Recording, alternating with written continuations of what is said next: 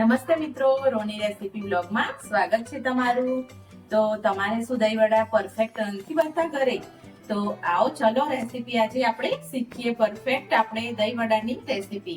તો ચલો આજે દહીં વડા બનાવીશું મસ્ત ટેસ્ટી અને છોકરાઓને તો બહુ જ ભાવશે એવા ટેસ્ટ સાથે આપણે દહીં વડાની રેસીપી સ્ટાર્ટ કરીએ। તો અહીંયા આપણે દહીં વડા બનાવવા માટે અડદની દાળ હોય છે ને એને 4 થી 5 કલાક માટે પલાળીને મૂકી રાખવાની હોય છે, પછી આપણે એને ક્રશ કરવાની હોય છે। તો મારે ઉતાવળ હતી તો આપણે અહીંયા અડદની દાળને ગરમ પાણીમાં ઇન્સ્ટન્ટ પલાળી દીધી છે, તો મારું કલાકમાં દાળ પલળીને તૈયાર થઈ ગઈ છે। તો આપણે ઇન્સ્ટન્ટ ખાવાની ઈચ્છા થઈ ગઈ દહીં વડા, તો અહીંયા આપણે અડદની દાળને પલાળી જે પ્રમાણે ઘરમાં સભ્યો હોય એ ક્વોન્ટિટીમાં વસ્તુ લઈ લેવાની રહેશે। અહીંયા મેં મોટી એક વાડકી જેટલી અડદની દાળ લીધી છે અને ગરમ પાણીમાં પલાળી દીધી છે અને મસ્ત એવી સોફ્ટ પણ થઈ ગઈ છે। જુઓ દેખાય છે ને, એકદમ દાણો મસ્ત રીતે તૂટી જાય છે। હવે આને મિક્સર જારમાં આપણે નાખીને મસ્ત એક ફાઇન પેસ્ટ બનાવીશું। તો આપણે હવે આને ક્રશ કરી લઈએ અને હા, મિક્સર જારમાં નાખીએ ને આપણે ત્યારે આપણે પાણી એકદમ ઓછું નાખીને આને ક્રશ કરવાની રહેશે। તો આપણે જ્યારે પણ અડદની દાળ દળવી હોય ને તો આપણે આ જે ચટણી વાળું જાર આવે છે ને એની કટર એકદમ હેવી હોય છે અને જલ્દી ક્રશ પણ થઈ જાય છે। તો આપણે એમાં જ ફાઇન પેસ્ટ બનાવીશું। જો અહીંયા મેં પહેલા એટલી થોડી દાળ લીધી છે અને જે એમાં અંદર રહેલું પાણી છે ને એનો જ હું ઉપયોગ કરું છું। તો આપણે વધારે દાળ નથી લેવાની અને આની એકદમ ફાઇન પેસ્ટ બનાવવાની છે।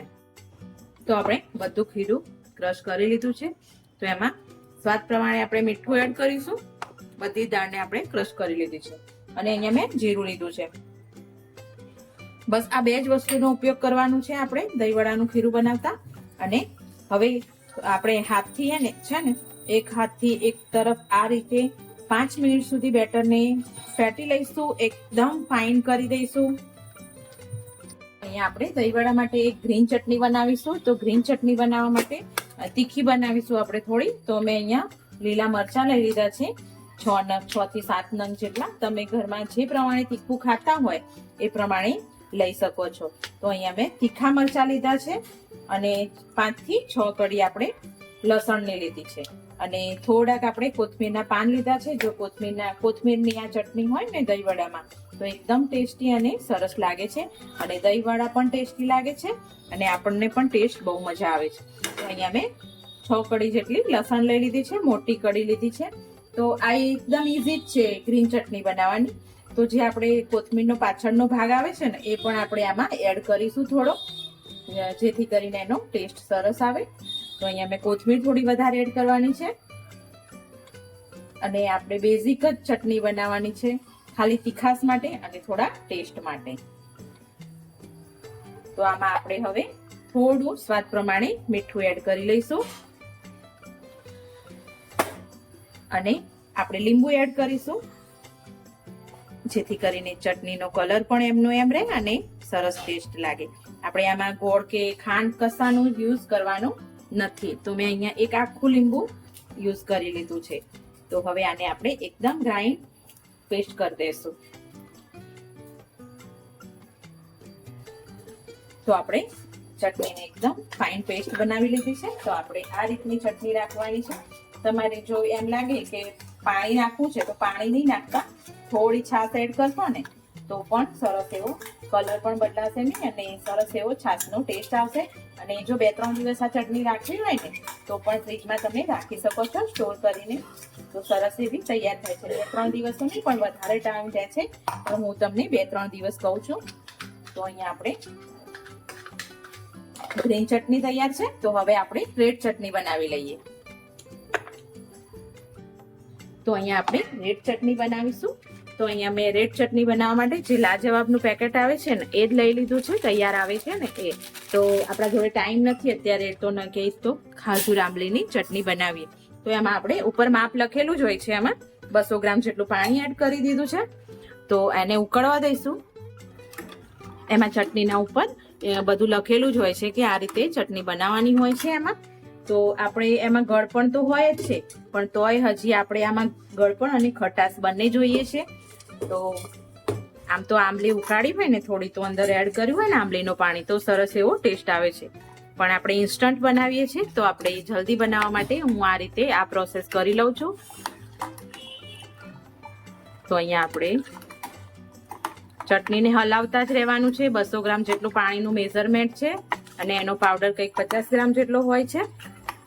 અને મેં એક્સ્ટ્રા ગોળ અંદર એડ કર્યો છે, અંદર આવે જ છે. તમને ના જરૂર હોય તો તમે સ્કીપ કરી શકો છો ગોળને, પણ હું થોડી ઘટ બનાવીશ ચટણી એટલા માટે મેં એડ કર્યો છે.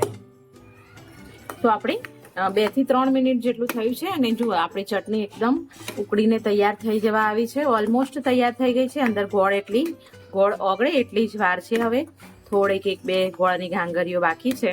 તો આપણી ગળી ચટણી પણ જોડે તૈયાર છે. ખટ્ટી મીઠી, એકદમ ગળી પણ નહીં અને ખટ્ટી મીઠી. જુઓ અહીંયાથી આ રીતે ચટણી બનાવી. મેં થોડું એક્સ્ટ્રા પાણી પણ એડ કર્યું, કંઈક નહીં તો મેં ગોળ એડ કર્યો ને એક્સ્ટ્રા એના માટે. તો આપણી ગળી ચટણી પણ તૈયાર છે. તો હવે આપણે દહીં બનાવીએ. ચલો, તો અહીંયા આપણે દહીં બનાવીશું. તો મેં અમૂલનું દહીં લઈ લીધું છે. 500 ગ્રામ જેટલું દહીં છે. જે પ્રમાણે ઘરના સભ્યો હોય એ પ્રમાણે દહીંની ક્વોન્ટિટી લઈ લેવાની રહેશે. દહીં વડા હોય એટલે દહીં તો જરૂરી જ છે, કે દહીં બહુ જ જરૂરી છે અને દહીં જ વડા નામ છે એનું.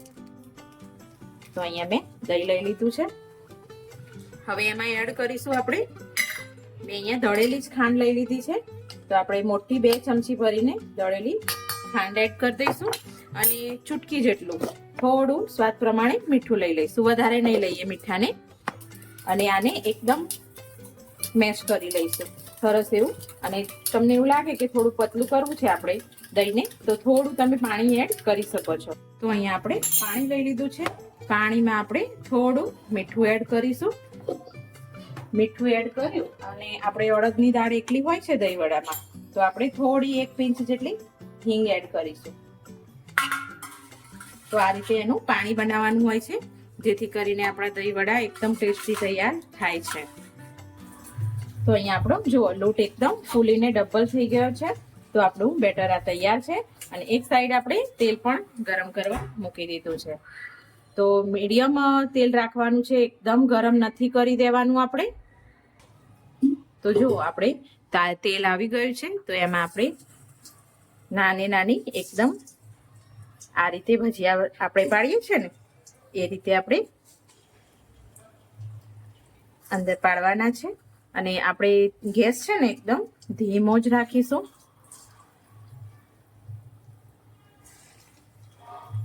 ધીમા ગેસ ઉપર આને થોડી વાર આપણે એમના એમ જ ચડવા દઈશું. નહીં અત્યારે હાલ ચમચો અંદર એડ કરીએ, જારો નહીં એડ કરીએ અત્યારે.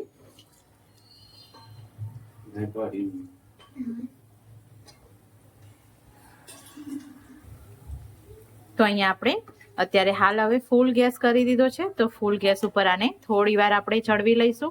અને હા, એકદમ લાલ નહીં કરી દઈએ, ઓવરકુક નહીં કરી દઈએ, નહીં તો એકદમ કડવાશ પકડી લે દહીં વડા. તો એટલે આ રીતે આપણે ધીમા ગેસે હવે હલાવતા જઈશું અને કરતા જઈશું. પછી હવે થોડીક જ વાર છે તો બહાર કાઢી અને આપણે સીધા પાણીની અંદર એડ કરી દઈશું. તો હવે આપણે કાઢી લેશું બધા જ દહીં વડાને બહાર. તો આપણે બધા જ દહીં વડાને પાણીમાં એડ કરી લીધા. હવે બધા જ છે ને તો આપણે એ જ રીતે ઉતારી લઈશું. તો હવે આપણે આ રીતે દહીં વડાને સર્વ કરીશું. અંદર આ રીતે કાચના બાઉલમાં એડ કરી દઈશું અને પાણી એનું પત્તો નિતારીને કાઢી લઈશું.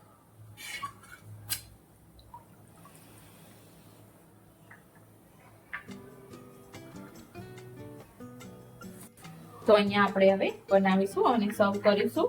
તો સર્વ કરવા માટે પહેલા આપણે દહીં વડાની ઉપર દહીં એડ કરવાનું છે અને બધા જ દહીં વડાને કવર કરી દેવાના છે, જેથી કરીને થોડી વાર દહીં પીવે ને એટલે સરસ એવા મસ્ત અંદર સોફ્ટ થઈ જાય. સોફ્ટ તો અંદર હોય જ છે. હવે આપણે એડ કરીશું જે રેડ ચટણી બનાવી હતી ને એ એડ કરીશું. તો જોતા જ ખાવાનું મન થઈ જાય એવા બનીને તૈયાર થયા છે. હવે આપણે ગ્રીન ચટણી એડ કરીશું. તીખાશ જેટલી લેતા હોય ને ઘરમાં તમે એ રીતે લેવાની રહેશે. અને અહીંયા જે મોસ્ટ ઇમ્પોર્ટન્ટ છે આપણે શેકેલા જીરાનો પાવડર છે. તો અહીંયા આપણે શેકેલા જીરાનો પાવડર એડ કરીશું. તેનાથી એકદમ ટેસ્ટ બમણો થઈ જાય છે દહીં વડાનો. અને અહીંયા મેં લાલ મરચું લીધું છે. તો લાલ મરચું પણ આપણે જે પ્રમાણે તમારે ખાવું હોય એ પ્રમાણે વધઘટ લઈ શકો છો. તો આપણી દહીંવડાની પરફેક્ટ ડીશ બનીને તૈયાર છે મિત્રો. તો તમે પણ તમારા ઘરે જરૂરથી ટ્રાય કરજો. સરસ એવા દહીંવડા બનીને તૈયાર થયા છે. તો વિડીયોને લાઈક શેર સબસ્ક્રાઇબ કરજો તમે પણ.